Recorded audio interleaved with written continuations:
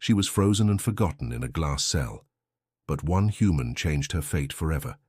The crunch of ice beneath his boots echoed through the cavernous halls of the abandoned research station. Captain Ezra Thorne pulled his thermal jacket tighter, as his breath clouded before him. 19 years of deep space exploration had taken him to countless derelict outposts, but something about this place, buried beneath the glacier moon of Callisto Prime, felt different. Readings indicate minimal power signatures approximately 200 meters ahead, reported Nova, his ship's AI through his comm unit. Unusual energy patterns detected. Thorne adjusted his headlamp, revealing intricate alien glyphs etched across the frost-covered walls. The Vashiri had abandoned this facility nearly 70 years ago after the Galactic Accord banned their controversial research. Whatever they'd left behind was supposed to have been evacuated or destroyed. They always leave something behind, Thorne muttered, following the narrow passage as it sloped downward. The walls transitioned from rough-hewn ice to polished metal, the temperature dropping with each step. The tunnel opened into a vast circular chamber. Thorne's light swept across rows of empty containment pods, dozens of them, their glass surfaces webbed with cracks. All except one. At the chamber's center stood a single intact pod, emitting a soft azure glow that pulsed like a heartbeat. Unlike the others, this one remained connected to a power source. Thorne approached cautiously, wiping frost from the glass. With his gloved hand, his breath caught. Within the pod floated a female figure, humanoid yet distinctly alien. Her skin was a pale lavender, contrasting with flowing hair the color of a gas giant's atmosphere. She appeared suspended in time, dressed only in what resembled simple white undergarments. Her figure was graceful yet strong, with delicate features that seemed almost carved from crystal. Across her exposed skin, Thorne could see thin, silvery scars, methodical, deliberate marks that told a story of clinical precision. "Nova, translate these control panels," Thorne said, studying the alien interface. "What am I looking at?" "Subject appears to be Lumidari, Captain," Nova responded after a moment, "an extremely rare species from the Andromeda satellite galaxies. Panel indicates subject has been in cryostasis for approximately 63 years. Life signs are stable but diminishing. Awakening protocols are accessible." Thorne's weathered face hardened. The Lumidari were thought extinct, their homeworld destroyed during the Nexus Wars. If this woman was indeed Lumidari, she might be among the last of her kind. "They were experimenting on her," he said, noting the detailed logs scrolling across the panel. "Testing regenerative abilities, cellular adaptation to extreme environments." He'd seen enough. His hand hovered over the release mechanism. "Captain, Galactic Protocol 37B strictly prohibits interference with abandoned research materials," Nova reminded him. Thorne's jaw tightened. "She's not research material. She's a person." With a decisive motion, he initiated the awakening sequence. The pod hissed as cryogenic gases vented, the glass barrier sliding open with a mechanical groan. The woman inside remained motionless, suspended in the gelatinous preservation fluid. Thorne reached in, carefully supporting her as the fluid drained. She was lighter than expected, her body cool to the touch even through his gloves. He lowered her gently to the floor, removing his thermal jacket to wrap around her trembling form. "Can you hear me?" he asked, knowing translation would be impossible. Without Nova's more sophisticated systems back on his ship, for a moment, nothing. Then her eyelids fluttered, revealing eyes of the deepest oceanic blue. So vibrant they seemed to glow from within. They fixed on him with startling intensity, pupils dilating as they adjusted to the light after decades of darkness. She gasped, a sound like wind through crystal, and scrambled backward until she hit the base of the pod. Her eyes darted around the chamber, recognition and fear washing over her features. "You're safe," Thorne said, keeping his distance, hands raised to show he meant no harm. "I'm not with them. I'm not a researcher." The woman's gaze returned to him, studying his face with such scrutiny that Thorne felt she was seeing beyond his skin. She reached out with a trembling hand, her fingertips stopping just short of his face. "Captain," Nova interrupted, "facility power systems are failing, temperature dropping rapidly, estimated time until critical failure, 17 minutes. The woman's head tilted at the sound of Nova's voice, her eyes questioning. "We need to leave," Thorn said, gesturing toward the exit. "My ship, safety." Understanding seemed to dawn in her eyes. With hesitant movements, she pulled his jacket tighter around herself and attempted to stand. Her legs buckled immediately, atrophied from decades of disuse. Without hesitation, Thorn gathered her into his arms. She weighed almost nothing, her body still cool against his chest. For a moment she tensed, then relaxed, one hand gripping the front of his thermal suit. As they made their way through the collapsing facility, ice cracking overhead and systems failing around them, Thorn felt her gaze never leaving his face. He'd come seeking salvage. Instead, he'd found something far more valuable and far more dangerous than he could have imagined. The ambient hum of the ship's engines provided a comforting backdrop as Thorn studied the woman seated across from him in the med bay. 3 days had passed since their escape from the research facility, and though her physical recovery was remarkable, the silence between them remained. "Her cellular regeneration rate is unprecedented," Nova reported, displaying biometric readings on the nearby screen. "Muscle atrophy has reversed by approximately 78%. Brain activity suggests heightened cognitive processing."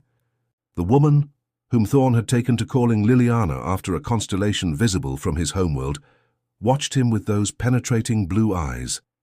She sat perched on the edge of the examination table, now dressed in a simple jumpsuit from the ship's emergency supplies. Though it hung loosely on her frame, she moved with increasing grace as though rediscovering the potential of her own body. "Any progress with language analysis?" Thorn asked, sliding a hydration pack across the table to her. "Limited," Nova replied. "The Lumidari language contains harmonic components outside standard auditory processing. However, she appears to be actively learning our language through observation." As if to confirm this, Liliana took the hydration pack and said carefully, "Thank you."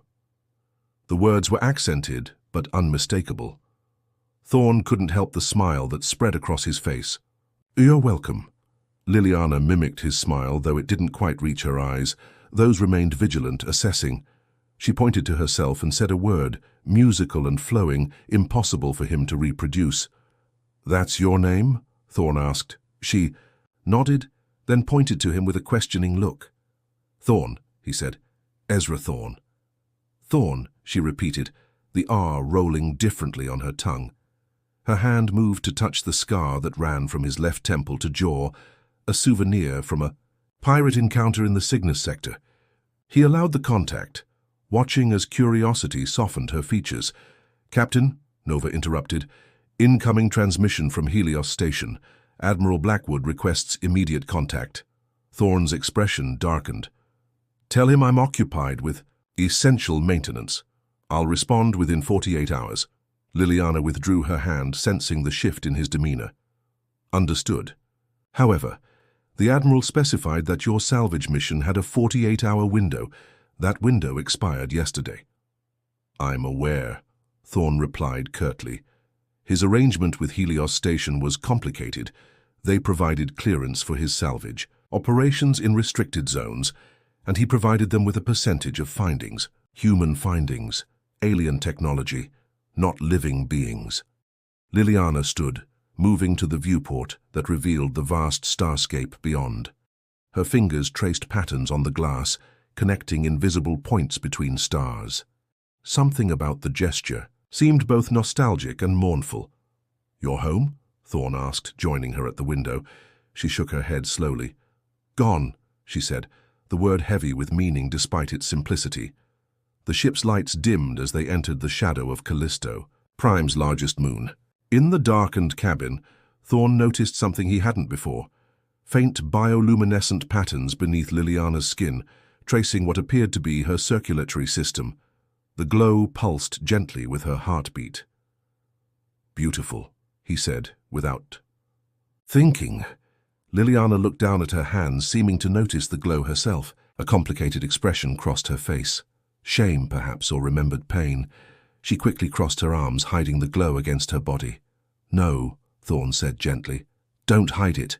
He reached for the control panel and dimmed the lights further. In the darkness, his own face was illuminated by the soft radiance emanating from her skin. Slowly, she uncrossed her arms, Watching his reaction carefully, Thorn reached for his datapad and pulled up star charts of the local sector. He placed it between them on a small table. "Where were you going before?" He gestured vaguely, not wanting to mention the facility. Liliana studied the chart, her luminous fingertip hovering over different systems before stopping on a small, unremarkable star near the galactic rim. "Others?" she said simply. "Like me." Thorn zoomed in on the coordinates. "There are more Lumidari there." She nodded, though uncertainty clouded her features.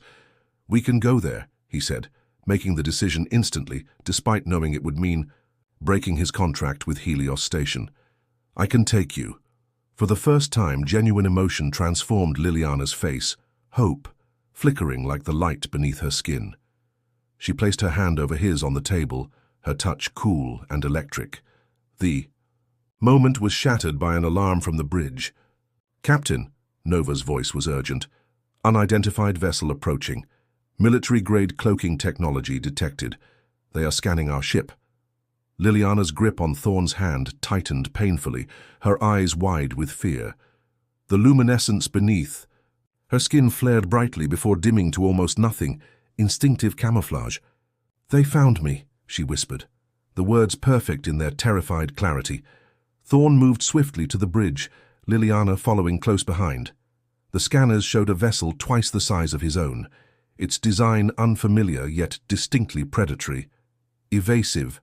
"Maneuvers," he ordered. "Prepare for emergency jump." As the stars outside began to blur with acceleration, Thorn caught Liliana staring at the pursuing ship, with an expression that transcended fear. It was recognition. Whatever she had escaped from, whatever had left those scars on her body, had found them, and Thorn knew as the ship shuddered beneath enemy scanners that their shared silence had ended. The real journey, and the real danger, was just beginning. "They call themselves the Veshkari," Liliana explained, her vocabulary expanding rapidly as they sat in the ship's dimmed cargo hold. 3 days of evasive maneuvers had left them temporarily hidden in the magnetic storms of the Thetis Nebula. Scientists, collectors, they believed themselves superior. Thorn listened intently, noting how her luminescence fluctuated with her emotions, brightening when she struggled for words, dimming when painful memories surfaced. "They found my escape vessel after our world burned. I was diplomat, not soldier." Her fingers absently traced one of the silvery scars along her forearm. "They wanted to understand how we survive radiation, how we heal, how we glow." "How many others were there?" Thorn asked, keeping his voice gentle despite the anger building inside him. "Many, at first." Her eyes closed briefly. "Then few." "Fancy only me." The ship trembled as another electromagnetic wave passed through the nebula. Outside the viewport, gases swirled in violent purples and blues, reminiscent of the colors in Liliana's hair. "Nova, status report on our pursuers," Thorn called. "Veshkari vessel maintains position at nebula perimeter. They appear to be deploying probe drones. Estimated time until our position is compromised, 4 hours, 17 minutes. Liliana stood, moving with newfound fluidity to the weapons locker on the far wall. "I will fight," she said simply. "You don't have to." "I do." Her tone left no room for argument. "The Veshkari. They unmake. What they did to me." She shook her head, unable or unwilling to continue. Thorn joined her at the locker, entering his access code. "Then we fight together, but first we need a plan that doesn't involve suicide." He pulled up the star charts, focusing on the coordinates Liliana had previously indicated. "This place where others like you might be. What's it called?" "Lumaris," she replied, the word carrying a musical quality unique to her native tongue. "Hidden colony, secret from before the burning." Thorn calculated the jump requirements. "It's beyond standard fuel parameters without a recharge." He pointed to a small outpost near the edge of the nebula. "We need to dock here, Outpost Cree. It's technically independent, but they're known to sell information to the highest bidder." "Dangerous," Liliana observed. "Everything worth doing is." Thorn's smile was grim. "I have a contact there, Jasper Quinn, former military, now runs the station's security. Owes me a favor. Liliana studied him with those penetrating eyes. You have many friends who owe favors. Not friends, just people whose lives intersected with mine at convenient moments. Thorn began programming the navigation sequence. Put on the environment suit I modified for you. Where we're going, your natural glow would attract too much attention. As they prepared for arrival at Outpost Kree, Thorn noticed Liliana staring at her reflection in a polished metal panel. The environment suit concealed her distinctive features, making her appear almost human except for her eyes. "What is it?" he asked. "Memory," she replied softly, "of being someone else. Before glass cage, before needles." She turned to face him. "Who were you? Before scars and favors?" The question caught Thorn off guard. No one had asked him about his past in years. Most were too intimidated by his reputation. Military, like Quinn. Special operations for the Terran Alliance. He busied himself checking his weapon systems. Then freelance security, then salvage. Why what? Why change? Why alone? Thorn's hands stilled. Same reason anyone changes. Made mistakes, people died. Decided I worked better solo. Before Liliana could respond, Nova's alert tone sounded. "Captain, proximity alert. Veshkarai probe detected. Impact imminent." The ship rocked violently as something attached itself to the hull, metal screeching against metal. "Breach protocol!" Thorn shouted, tossing Liliana a pulse pistol as he sealed the inner doors. "Nova, initiate defense systems." "Defense systems compromised," Nova reported, voice distorting. "Unknown technology interfacing with ship systems." A holographic projection flickered to life in the center of the cargo hold, a tall, gaunt figure with pallid gray skin and eyes like polished obsidian. When it spoke, its voice was eerily melodic despite the menacing undertone. "Captain Thorn, I am Magistrate Vex of the Veshkarai Dominion. You have taken possession of classified research property. Return the Lumidari specimen, and we will permit your continued existence." Liliana's grip on the pulse pistol tightened, her knuckles whitening. The glow beneath her skin had vanished completely, leaving her in darkness. "There's no specimen aboard this vessel," Thorn replied evenly. "Just 2 travelers heading to Outpost Kree. Your scans are malfunctioning." The magistrate's thin lips curved into what might have been a smile. "Your deception is futile. We have tracked the unique radiation signature of Lumidari bioluminescence since your departure from Research Facility Omega. I will offer once more, surrender the specimen, and your death will be painless." "Counter-offer," Thorn said, discreetly activating the emergency thruster sequence. "Go to hell." The hologram dissolved as Thorn slammed the acceleration, sending the ship lurching forward with such force that both he and Liliana were thrown against the bulkhead. The probe tore free from the hull, leaving a jagged breach that emergency systems immediately sealed with expanding foam. "That won't hold them for long," Thorn said, helping Liliana to her feet. "We need to reach Outpost Kree and disappear before they regroup." Liliana's eyes met his, a storm of emotions visible in their depths. "Why risk yourself? For me?" Thorn didn't answer immediately, checking the ship's damaged systems. Finally, he said, "Because 63 years ago, someone should have." As they accelerated toward the distant lights of Outpost Kree, Liliana placed her hand over his on the control panel. The gesture was simple, but in it lay a depth of meaning that transcended their still limited verbal communication. Behind them, the nebula churned with unnatural disturbances as the Veshkarai vessel began its pursuit once more, like a phantom echo that refused to fade. Outpost Kree hung in space like a tarnished coin, its once gleaming surfaces dulled by decades of cosmic dust and neglect. The docking bay where Thorn's ship limped in was nearly deserted, a stroke of luck given their precarious situation. "Keep your helmet on and stay close," Thorn instructed as they disembarked. "Quinn will meet us at service level 5. Liliana moved with cautious precision, her earlier grace now channeled into vigilance. Though the environment suit concealed her true nature, she still drew curious glances from the few dock workers they passed. "You move differently," Thorn explained in a low voice. "Too fluid. Try to be more abrupt. Humans aren't as coordinated as Lumidari." She nodded, immediately adjusting her gait to something less graceful. Her adaptability continued to impress him. They took a maintenance elevator to the lower levels of the station, where the air grew thick with the scents of machine oil and contraband spices. The corridors narrowed, forcing them to walk single file through sections where ceiling panels hung loose, exposing tangles of wiring. "Charming place," Liliana commented, her growing command of language now including sarcasm. Thorn's mouth quirked. "Wait until you see the accommodations." A shadow detached itself from an alcove ahead, a tall figure with a cybernetic eye that glowed amber in the dim light. "You look terrible, Thorn," the man said by way of greeting. Jasper Quinn had the weathered appearance of someone who had seen too much combat and drowned the memories in too much synthetic whiskey. "And you're being followed. Good to see you." "Too, Quinn." Thorn clasped the man's forearm briefly. "How long do we have?" "Veshkarai envoy docked 20 minutes after you. They're questioning Harbour Master Greel now." Quinn eyed Liliana with professional assessment. "This your cargo?" "This is my companion," Thorn corrected sharply.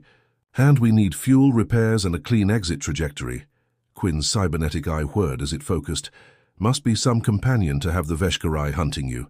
They're offering 10,000 credits for information."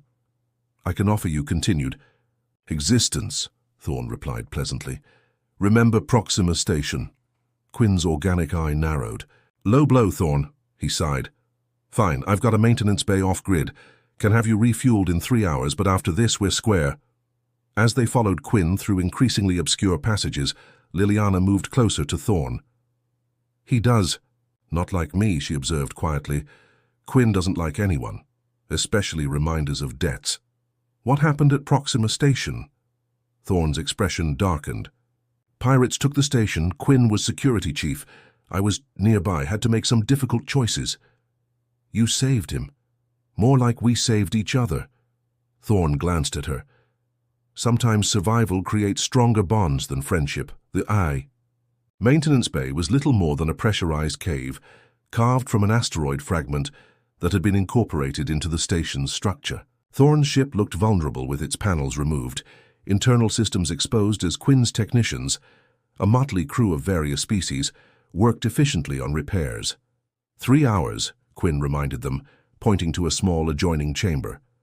"You can wait there. Food synthesizer works, mostly." Once alone, Liliana finally removed her helmet, her luminescence immediately casting the shabby room in a soft, azure glow. She inhaled deeply, as though the recycled station air was preferable to the suit's filtered oxygen. "You trust him," she stated, watching Thorn secure the door. "I trust his self-interest." Thorn began checking their supplies. "Quinn won't betray us to the Veshkarai, but he might sell information to others if the price is right. We need to be gone before that happens." A distant alarm caused them both to tense, but it faded without consequence. Still, the sound left an unsettling resonance in the room. "If we reach Lumaris," Liliana said after a long silence, "what will you do?" The question caught Thorn unprepared. He'd been so focused on escape, on survival, that he hadn't considered what came after. Return to salvage operations, I suppose. There's always work for someone willing to venture where others won't. Alone again. There was something in her tone, not quite judgment, but perhaps disappointment. "It's simpler that way." Liliana stepped closer, her luminescence brightening. "Is it? Or is it just familiar?" Before Thorn could respond, the door slid open. Quinn stood there, his expression grim. "You need to move. Now. Veshkarai are conducting deck-by-deck searches with molecular scanners. They'll detect her unique biology even through the suit." "The ship's not ready," Thorn protested. "It's ready enough to fly, not enough to fight." Quinn handed him a data chip. "Alternative exit route.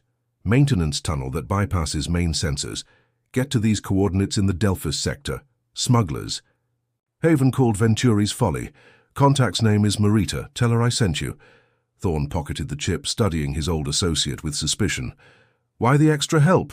Quinn's cybernetic eye dimmed slightly. "Let's just say I've seen what the Veshkarai do to their specimens. Nobody deserves that." He nodded to Liliana.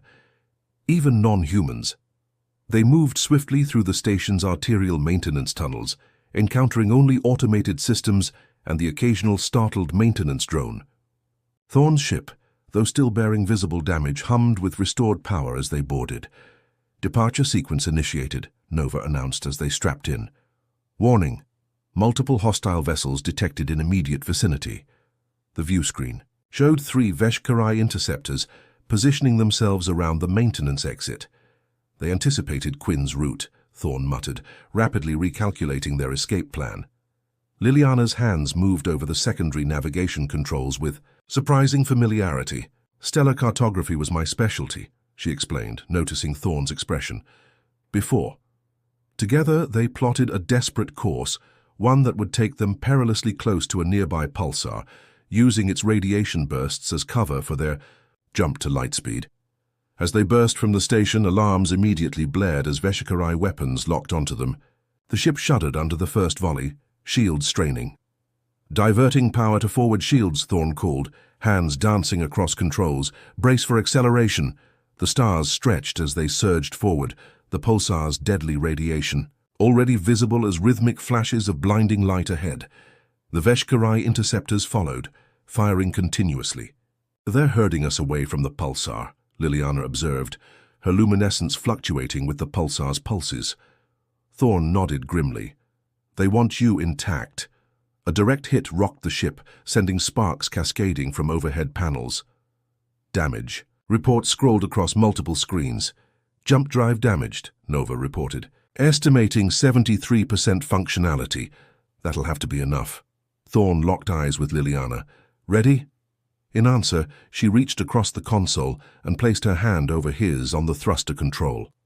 Together they plunged the ship directly into the pulsar's radiation cone, a maneuver that would be suicidal for most species.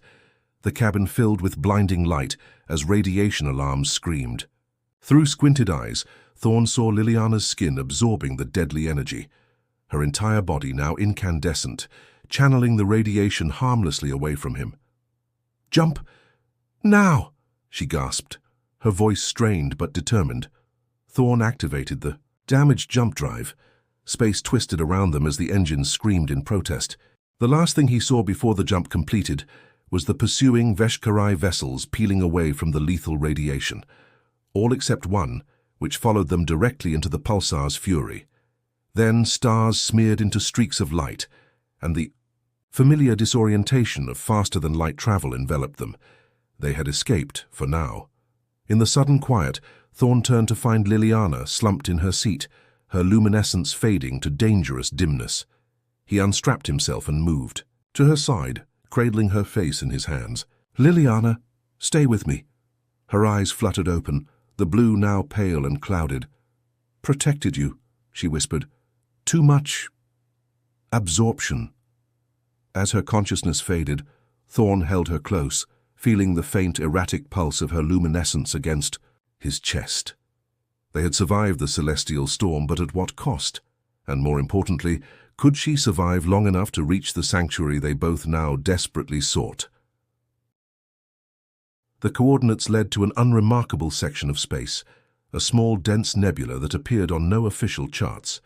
For 3 days, Thorne had maintained their position at its edge, while Liliana remained in a state of semi-consciousness, her luminescence dimmed to the faintest flicker. "Vital signs stabilizing," Nova reported as Thorne kept vigil by her side. "Radiation absorption levels decreasing. Estimated recovery time unknown." Thorne hadn't left the med bay except for essential ship functions. Sleep came in brief, uncomfortable intervals. His body curled in a chair beside her medical pod. Each time he woke, his first action was to check the soft glow beneath her skin, the most reliable indicator of her condition. "You need to stop." "Watching me sleep," Liliana murmured, her eyes still closed but a faint smile touching her lips. Thorne straightened, relief washing over him. "How long have you been awake?" "Long enough to know you snore."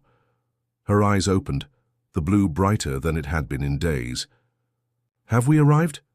"At the coordinates, yes, but there's nothing here except the nebula." Liliana struggled to sit up, Thorne immediately moving to assist her. "Help me to the bridge." Once there, she studied the swirling gases of the nebula with intense focus. "Not nothing," she said finally. "Hiding." Her fingers, still weak but regaining their characteristic grace, danced across the communication panel. She began to sing, a haunting melody without words, its harmonics shifting in patterns that made Thorn's ears tingle uncomfortably. "What are you doing?" "Calling home," she replied between phrases. For several minutes, nothing happened. Then, almost imperceptibly, the nebula's gases began to shift, revealing a narrow corridor of clear space leading inward. "Follow that path," Liliana instructed, her voice stronger now. "Exactly that path." Thorn guided the ship into the nebula, trusting her direction despite every instinct warning against entering such a navigational hazard. The gases closed behind them, concealing their entrance. After 20 minutes of careful navigation, but the nebula suddenly parted to reveal a breathtaking sight, a small, artificial world constructed from interconnected structures that resembled massive crystalline flowers. The entire installation pulsed with the same bioluminescence that flowed beneath Liliana's skin. "Lumaris," she whispered, tears gathering in her eyes. It survived. Before Thorn could respond, the ship's communications system activated. A face appeared on the view screen, similar to Liliana's but male, with deeper blue coloration and more pronounced facial structures.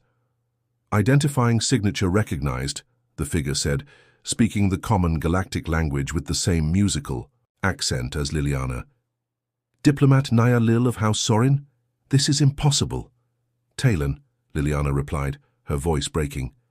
"Brother, I live." The reunion that followed was both joyous and somber, as Liliana was welcomed into the hidden colony, the last sanctuary of the Lumidari people. Barely 300 had survived the destruction of their homeworld, preserved here in secret, while the rest of the galaxy believed them extinct. Thorn watched from a respectful distance as Liliana was embraced by her people, her story emerging in fragments of common language and the melodic tones of her native tongue. The Lumidari listened with expressions of horror and sorrow as she recounted her captivity. "The human saved you?" Talon asked, glancing toward Thorn with open curiosity. "More than saved," Liliana replied. "Reminded me I was not specimen, was person." That evening, Thorn stood alone on an observation platform, gazing at the stars, visible through the nebula's shifting curtain. His ship had been repaired by Lumidari engineers, its systems now functioning better than they had in years. There was nothing keeping him here. "You prepare to leave?" Liliana's voice came from behind. She had changed into traditional Lumidari attire, flowing garments that enhanced rather than concealed the natural luminescence of her people. "Your brother mentioned Veshkarai patrols increasing in nearby sectors," Thorn replied, not turning. "Better if I draw them away from here. Always alone, always running." She moved to stand beside him. "Is that truly what you want?" Thorn finally looked at her, really looked at her. In the short time since their arrival, her strength had fully returned. Among her people, her luminescence had brightened to its natural intensity. She belonged here, in this hidden sanctuary where her uniqueness was the norm, not an aberration to be studied or hunted. "What I want doesn't matter," he said finally. "You're home, safe, mission accomplished." "My brother leads council now," Liliana said, seemingly changing the subject. "They voted this morning on future of Lumaris. And isolation has protected us, but also weakened us." Her gaze was steady. "Galaxy changes. We must adapt or truly become extinct. Council seeks an ambassador to select few trusted worlds." Understanding dawned slowly. "They want you to go back out there, after everything you've been through. Who better understands both danger and necessity?" She placed her hand over his, her touch warming now rather than cooling. "But I would not go alone. Need ship, need captain who knows hidden paths." Thorn felt something shift inside him, a wall crumbling that he had maintained for longer than he could remember. "There are safer escorts than a salvage captain with a target on his back," he argued, though his resolve was already weakening. "Perhaps."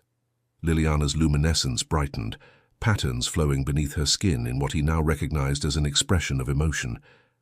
"But none I would trust with my life, with my heart." She raised her hand to his face, fingers tracing the scar along his jaw with newfound confidence. "You said once that I was person, not specimen. Truth is, we saved each other from glass cells of our own making.